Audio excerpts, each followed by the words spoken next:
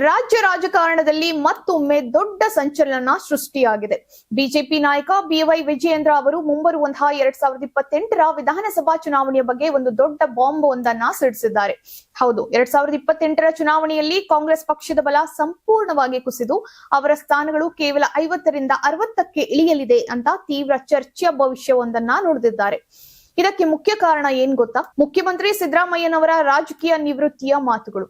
S, ಸಿದ್ದರಾಮಯ್ಯನವರು ಚುನಾವಣಾ ರಾಜಕಾರಣದಿಂದ ಹಿಂದೆ ಸರಿಯುವುದಾಗಿ ಈಗಾಗಲೇ ಸುಳಿವನ್ನ ನೀಡಿದ್ದು, ಅವರ ಈ ನಿರ್ಧಾರದಿಂದ ಕಾಂಗ್ರೆಸ್ ಪಕ್ಷಕ್ಕೆ ಭಾರಿ ಹಿನ್ನಡೆಯಾಗಲಿದೆ ಮತ್ತು ಪಕ್ಷದ ಸ್ಥಾನಗಳು ದೊಡ್ಡ ಮಟ್ಟದಲ್ಲಿ ಕುಸಿಯಲಿದೆ ಅಂತ ವಿಜಯೇಂದ್ರ ವಿಶ್ವಾಸದಿಂದ ನುಡಿದಿದ್ದಾರೆ ಎಂದು ತಿಳಿದು ಬಂದಿದೆ. ಅದರ ಜೊತೆಗೆ ಕಾವೇರಿ ನದಿ ನೀರಿನ ವಿವಾದದ ಬಗ್ಗೆಯೂ ಸರ್ಕಾರವನ್ನ ತರಾಟೆಗೆ ತೆಗೆದುಕೊಂಡಿರುವಂತಹ ವಿಜಯೇಂದ್ರ ರಾಜ್ಯದಲ್ಲಿ ಮಳೆ ಇಲ್ಲದೆ ಕಾವೇರಿ ಕೊಳ್ಳದ ರೈತರು ಕುಡಿಯುವ ನೀರಿಗೂ ಪರದಾಡುತ್ತಿದ್ದಾರೆ. ಆದರೆ ಸಿಡಬ್ಲ್ಯೂಆರ್ಸಿ ಸೂಚನೆ ಬರುವ ಮುಂಚೆಯೇ ರಾಜ್ಯ ಸರ್ಕಾರ ತಮಿಳುನಾಡಿಗೆ ನೀರು ಬಿಟ್ಟು ರೈತರಿಗೆ ದ್ರೋಹ ಬಗೆದಿದೆ ಅಂತ ಆರೋಪವನ್ನ ಮಾಡಿದ್ರು. ಕಾವೇರಿ ಕೊಳ್ಳದ ರೈತರು ಯಾರು ಬಿತ್ತನೆ ಮಾಡಬೇಡಿ ಅಂತ ಸಿಎಂ ಹೇಳಿಕೆ ನೀಡಿರುವುದನ್ನ ಖಂಡಿಸಿರುವಂತಹ ಬಿವೈ ವಿಜಯೇಂದ್ರ, ತಮಿಳುನಾಡು ಮುಖ್ಯಮಂತ್ರಿಯನ್ನ ಖುಷಿಪಡಿಸಲು ಮಾತ್ರ ಕಾಂಗ್ರೆಸ್ ಸರ್ಕಾರ ಈ ರೀತಿ ಮಾಡುತ್ತಿದೆ ಅಂತ ಕಿಡಿಕಾರಿದ್ದಾರೆ.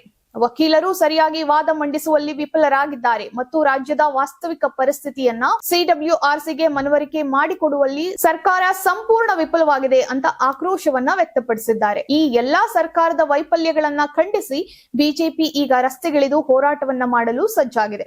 ಹೌದು, ಬರುವ ಜುಲೈ 31ರಂದು ಮಂಡ್ಯದಲ್ಲಿ ಬಿಜೆಪಿ ವತಿಯಿಂದ ಬೃಹತ್ ಪ್ರತಿಭಟನೆಯನ್ನ ಹಮ್ಮಿಕೊಳ್ಳಲಾಗಿದೆ. ಬಿಜೆಪಿ ರಾಜ್ಯಾಧ್ಯಕ್ಷ ಬಿವೈ ವಿಜಯೇಂದ್ರ ಹಾಗೂ ವಿಪಕ್ಷ ನಾಯಕ ಆರ್ ಅಶೋಕ್ ಅವರ ನೇತೃತ್ವದಲ್ಲಿ ಈ ಪ್ರತಿಭಟನೆ ನಡೆಯಲಿದೆ. ರೈತರ ಸಂಕಷ್ಟಕ್ಕೆ ಸ್ಪಂದಿಸಲು ಎಲ್ಲಾ ರೈತ ಸಂಘಟನೆಗಳು ಹಾಗೂ ಸಾರ್ವಜನಿಕರು ಈ ಹೋರಾಟದಲ್ಲಿ ಕೈ ಜೋಡಿಸಬೇಕು ಅಂತ ಮನವಿಯನ್ನ ಮಾಡಲಾಗಿದೆ.